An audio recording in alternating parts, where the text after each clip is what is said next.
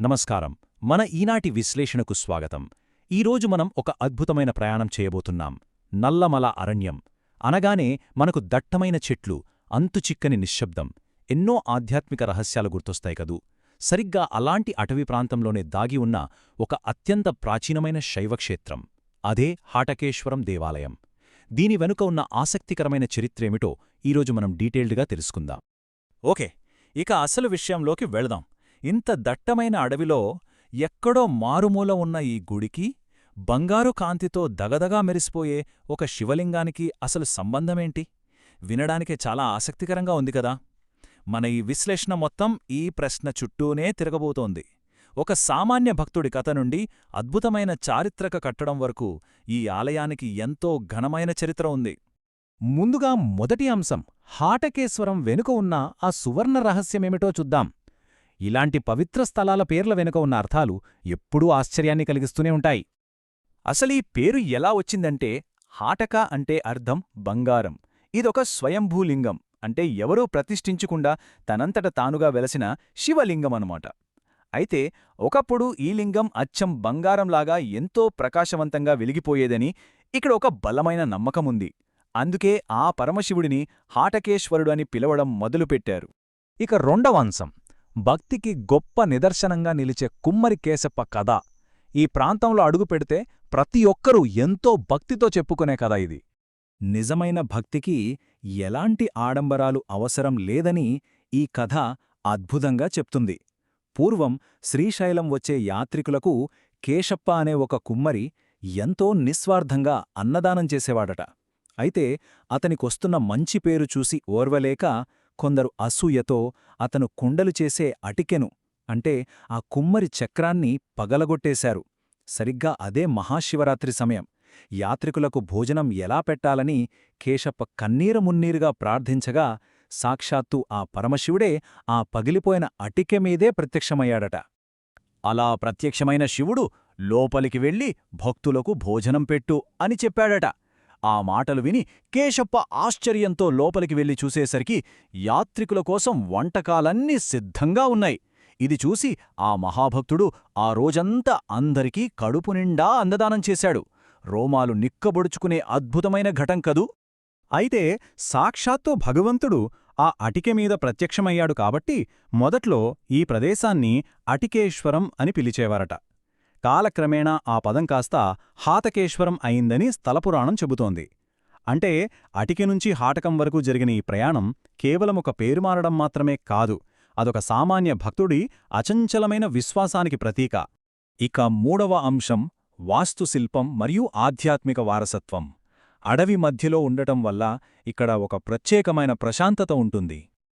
ఈ క్షేత్రం కేవలం కథలకు మాత్రమే పరిమితం కాదు. చరిత్రకారుల పరిశోధనల ప్రకారం ఈ గుడి నిర్మాణం 11వ, 13వ శతాబ్దాల మధ్యకాలానిది.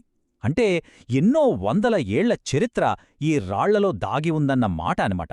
ఇక్కడ ఇంకో ఆసక్తికరమైన విషయమేంటంటే, సాక్షాత్తూ శ్రీ ఆదిశంకరాచార్యుల వారు ఇక్కడ కొంతకాలం తపస్సు చేశారని చెబుతారు. పైగా ఇక్కడి స్వయంభూలింగాన్ని దర్శించుకుంటే దీర్ఘకాలిక అనారోగ్యాలు కూడా తగ్గిపోతాయని బలమైన నమ్మకం. గుడి చుట్టూ కనిపించే ప్రాచీన గుహలు, పాత శైవ మఠాల ఆనవాళ్లు చూస్తే ఆ కాలంలో ఇదెంత గొప్ప ఆధ్యాత్మిక కేంద్రమో ఇట్టే అర్థమైపోతుంది. మన తదుపరి అంశం, ముఖ్యమైన పండుగలు మరియు ఆచారాలు. సంవత్సరంలో కొన్ని ప్రత్యేకమైన రోజుల్లో ఈ ప్రదేశానికి ఎంతటి జీవం వస్తుందో ఇప్పుడు చూద్దాం. ఈ పట్టికను ఒకసారి గమనిస్తే ఇక్కడ అతి ముఖ్యమైన విషయమేంటంటే, అన్ని శైవక్షేత్రాల్లాగే ఇక్కడ కూడా మహాశివరాత్రి అనేది అత్యంత ప్రధానమైన పండుగ. ఆ రోజు రాత్రంతా ఇక్కడ జాగరణ, రుద్రపారాయణం, ప్రత్యేక అభిషేకాలు జరుగుతాయి. ఇక కార్తీక మాసం వస్తే చాలు, ముఖ్యంగా సోమవారాల్లో ఈ అటవీ ప్రాంతమంతా దీపాలతో వెలిగిపోతుంది. గిరిప్రదక్షిణ చేసే భక్తులతో ఈ ప్రదేశం కిటకిటలాడుతుంది. ఇవి కాకుండా శ్రావణమాసంలోనూ అలాగే మామూలు సోమవారాల్లో కూడా ఇక్కడ ప్రత్యేక పూజలు జరుగుతుంటాయి. ఐదవ అంశం, అసలు ఈ ఆలయానికి ఎలా చేరుకోవాలి? యాత్రికులకు అందుబాటులో ఉన్న ప్రయాణ మార్గాల గురించి ఇప్పుడు తెలుసుకుందాం. ఇంతటి ఘనమైన చరిత్ర ఉన్న ఈ గుడికి వెళ్లడం చాలా సులువు. ఇక్కడ మనకు 2 ప్రధాన మార్గాలు కనిపిస్తాయి. హైదరాబాదు వైపు నుంచి వచ్చేవాళ్లు దోమలపెంట మీదుగా శ్రీశైలం చేరుకుంటారు. అదే కర్నూలు, రాయలసీమ వైపు నుంచైతే నంద్యాల మీదుగా వెళ్ళొచ్చు. ఇక గుంటూరు, విజయవాడ లాంటి కోస్తా ప్రాంతాల నుంచి వచ్చేవాళ్లకు మార్కాపురం మీదుగా కూడా శ్రీశైలం చేరుకునే చక్కటి రోడ్డు మార్గం ఉంది. ఈ ఆలయం మెయిన్ శ్రీశైలం గుడికి ఎంత దగ్గరో తెలుసా? కేవలం 5 కిలోమీటర్ల దూరంలోనే ఈ హాటకేశ్వరం ఉంటుంది. ఇక్కడికి చేరుకోవడానికి రవాణా సదుపాయాలు కూడా చాలా బాగున్నాయి. ఆర్టీసీ బస్సులు, అలాగే బస్టాండ్ దగ్గర లోకల్ ఆటోలు, జీపులు కూడా చాలా సులభంగా దొరుకుతాయి. కాబట్టి ప్రయాణం గురించి పెద్దగా టెన్షన్ పడాల్సిన పనేలేదు. 6వది మరియు చివరి అంశం సమీప దర్శనీయ స్థలాలు మరియు కొన్ని సూచనలు. ఈ యాత్రను మరింత పరిపూర్ణం చేసుకునేందుకు ఈ విషయాలు ఖచ్చితంగా తెలుసుకోవాలి. హాటకేశ్వరం సందర్శనతో పాటు చుట్టుపక్కల ఉన్న ఈ అద్భుతమైన ప్రదేశాలను కవర్ చేయడం అస్సలు మర్చిపోకూడదు. 12 జ్యోతిర్లింగాలలో ఒకటైన శ్రీశైల మల్లికార్జున స్వామిని దర్శించుకోవచ్చు. దగ్గర్లోనే ఉన్న ఎత్తైన శిఖరేశ్వరం నుంచి ప్రకృతి అందాలను ఆస్వాదించవచ్చు. అలాగే ఆదిశంకరాచార్యులు తపస్సు చేసిన పాలధార పంచధార నీటిబుగ్గలు మరియు కృష్ణానది సోయగాలను చూపే శ్రీశైలం డ్యామ్ వ్యూ పాయింట్, ఇవన్నీ మన ప్రయాణంలో తప్పక చూడాల్సిన ప్రదేశాలు. ఇక మనం ఖచ్చితంగా గుర్తుంచుకోవాల్సిన కొన్ని ప్రాక్టికల్ సూచనలున్నాయి. అడవిలోని ప్రశాంతతను పూర్తిగా ఫీల్ అవ్వాలంటే ఉదయం పూట వెళ్లడమే బెస్ట్. ఇది దట్టమైన అడవి ప్రాంతం కాబట్టి రాత్రిపూట లేదా బాగా చీకటి పడ్డాక ప్రయాణాలు పెట్టుకోకపోవడం చాలా సురక్షితం. ఇక కార్తీక మాసం, శివరాత్రి టైంలో రద్దీ బాగా ఎక్కువగా ఉంటుంది కాబట్టి ముందే ప్లాన్ చేసుకోవాలి.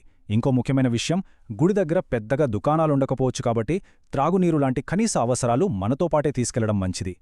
హాటకేశ్వరంలో ఉండే ఆ అద్భుతమైన ఆధ్యాత్మిక ప్రశాంతత, చుట్టూ అల్లుకున్న అరణ్యం, కుమ్మరి కేశప్పలాంటి స్వచ్ఛమైన భక్తుల చరిత్ర, ఇవన్నీ మన మనసులో ఎప్పటికీ నిలిచిపోయే ఒక గొప్ప అనుభూతినిస్తాయి. ఒక్కసారి ఆలోచించండి. ఒక పక్క 11వ శతాబ్దం నాటి నిర్మాణాలు, ప్రాచీన గుహలు, ఆదిశంకరాచార్యులు నడియాడిన నేల, ఈ దట్టమైన అడవి నిశ్శబ్దంలో ఈ నల్లమల అరణ్యం ఇంకెన్ని వందల ఆధ్యాత్మిక రహస్యాలను తన గర్భంలో దాచుకుందో కదా. ఈ ప్రశ్నను అలా వదిలేస్తూ మన ఈనాటి విశ్లేషణను ముగిస్తున్నాను. మళ్ళీ ఇంకో ఆసక్తికరమైన అంశంతో కలుద్దాం. నమస్కారం.